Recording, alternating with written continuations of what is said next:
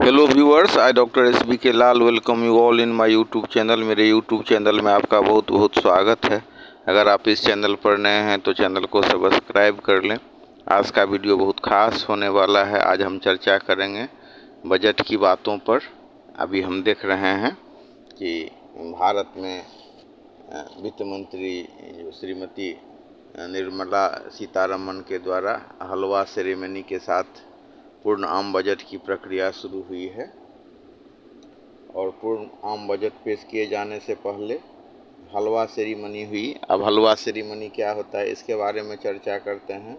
ये ceremony budget दस्तावेज की प्रिंटिंग शुरू होने से पहले होती है और वित्त मंत्रालय के भीतर कड़े लॉकडाउन की शुरुआत का प्रतीक भी है। एक बार समारोह खत्म होने के बाद बजट प्रक्रिया में शामिल किसी भी अधिकारी को संसद में बजट पेश होने तक मंत्रालय परिसर छोड़ने की अनुमति नहीं होती और इसके पीछे एक दिलचस्प इतिहास है।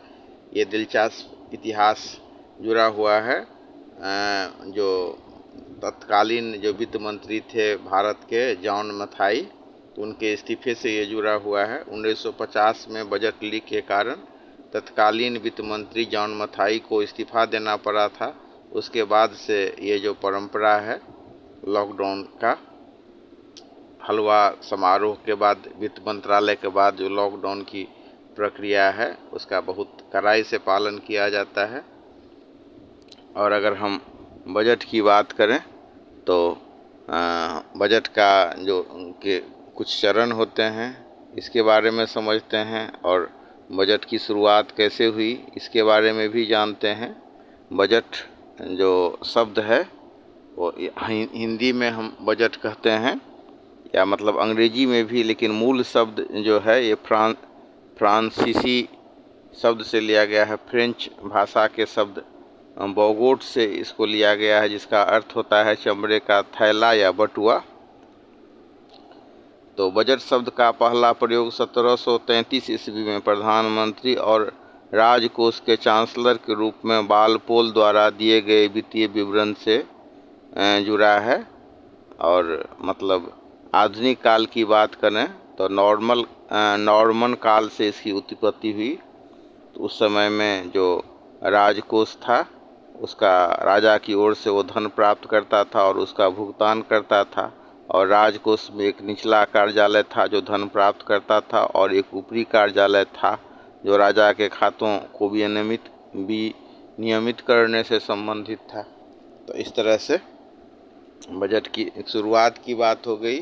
और भारत में कितना दिलचस्प है कि यहाँ बजट हलवा सेरेमनी के साथ पूर्ण होता है।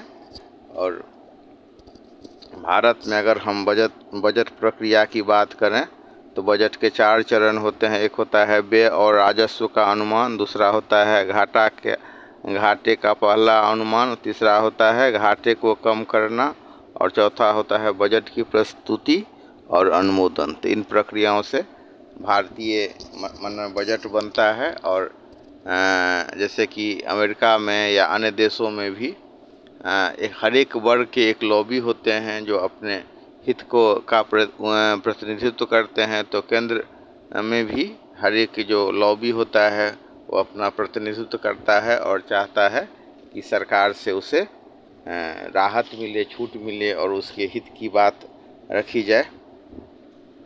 और अगर हम बात करें तो अभी तक सीतारमण द्वारा 6 बजट पेश किया गया है।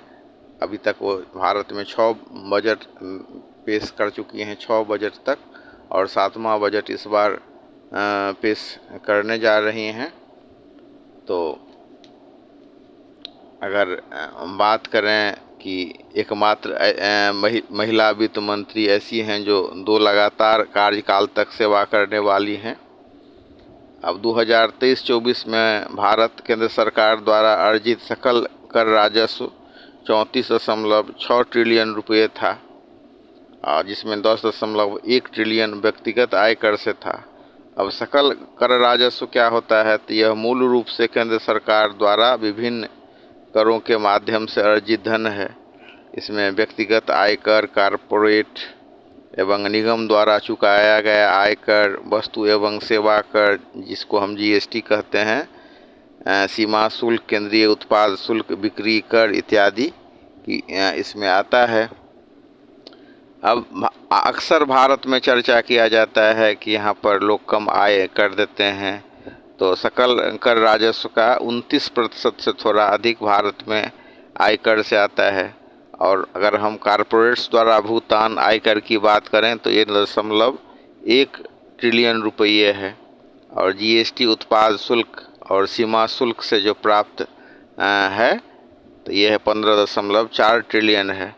अब इसमें हम थोड़ी सी चर्चा कर लेते हैं परोक्ष कर का। तो ये कर किसी उत्पाद या बेची जा रही सेवा की कीमत पर वसूले जाते हैं, क्योंकि किसी भी व्यवसाय के पीछे का विचार लाभ कमाना होता है। तथा किसी भी उत्पाद या सेवा को खरीदने वाला अंतिम ग्राहक अंततः इन करों का भुगतान करता है, हालांकि उसे ज़्यादा एहसास नहीं होता।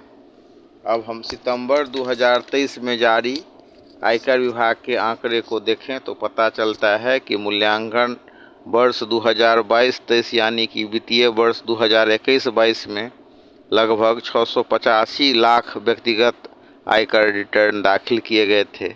इसमें से 421 लाख यानी कि 61.5% रिटर्न दाखिल करने वालों ने कोई कर नहीं चुकाया था।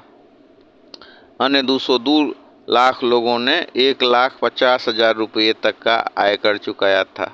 तो औसतन अगर हम बात करें तो उन्होंने टैक्स के रूप में 38,959 रुपये से थोड़ा अधिक का भुगतान किया था। अब आयकर में जो शामिल है वो है वेतन से आय, सावधि जमा, अन्य जमाओं से ब्याज आय, फ्रीलांसरों द्वारा अर्जित लाभ, अर्जित आय, स्टॉक, रियल एस्टेट आदि खरीदने और बेचने से हुई आय।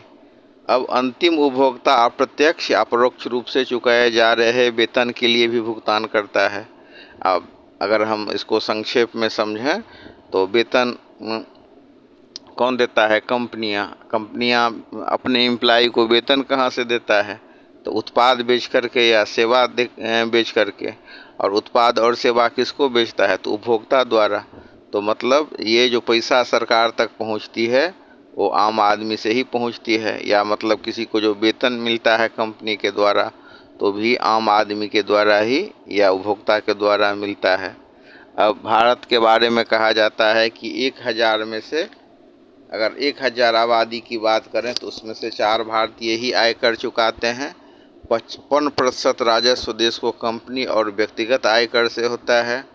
1300 से ज़्यादा वस्तुओं और 500 से ज़्यादा सेवाओं पर कर लगता है भारत में। 18 से भी ज़्यादा प्रकार के कर भारतीयों को चुकाने पड़ते हैं। तो ये है स्थिति।